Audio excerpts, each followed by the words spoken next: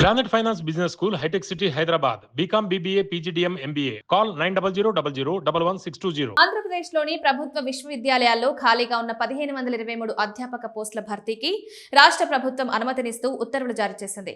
ఇటీవల జారీ చేసిన జాబ్ క్యాలెండర్ ప్రకారం శుక్రవారం నోటిఫికేషన్ ఇచ్చేందుకు అనుమతి తెలిపింది. ఈ క్రమంలో ఉన్నత విద్యాశాఖ నేడు అధికారిక నోటిఫికేషన్ విడుదల చేయనుంది. రాష్ట్రంలోని 19 విశ్వవిద్యాలయాలు, ఆర్జేయుకేటీ సంస్థల్లో ఈ నియామకాలు చేపట్టనున్నారు. ఈ నియామకాలు ఆంధ్రప్రదేశ్ ఉన్నత విద్యారంగాన్ని బలోపేతం చేయడంలో కీలక మైలురాయిగా భావిస్తున్నారు. ప్రస్తుతం రాష్ట్రంలోని విశ్వవిద్యాలయాల్లో అనేక విభాగాల్లో అధ్యాపకుల కొరత తీవ్రంగా ఉండడంతో విద్యార్థుల బోధన, పరిశోధనలపై ప్రభావం పడుతోంది. ఈ నేపథ్యంలో ప్రభుత్వం భారీ స్థాయిలో ఫ్యాకల్టీ నియామకాలకు శ్రీకారం చుట్టింది. ప్రభుత్వం విడుదల చేరిన నోటిఫికేషన్ ప్రకారం మొత్తం 1523 పోస్టులను భర్తీ చేయనున్నారు.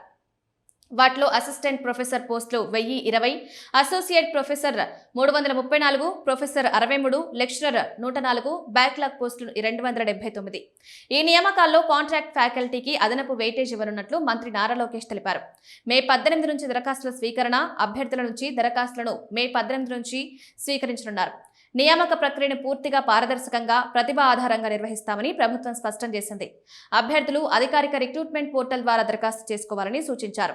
రాష్ట్ర విభజన తర్వాత విశ్వవిద్యాలయాల్లో అధ్యాపకుల పోస్టుల భర్తీ అనేది చాలా కాలంగా పెండింగ్ లో ఉంది. 2023లో విడుదలైన కొన్ని నియామక నోటిఫికేషన్లు రిజర్వేషన్ రోస్టర్ వివాదాల కారణంగా ఉపసంహరించుకోవాల్సి వచ్చింది.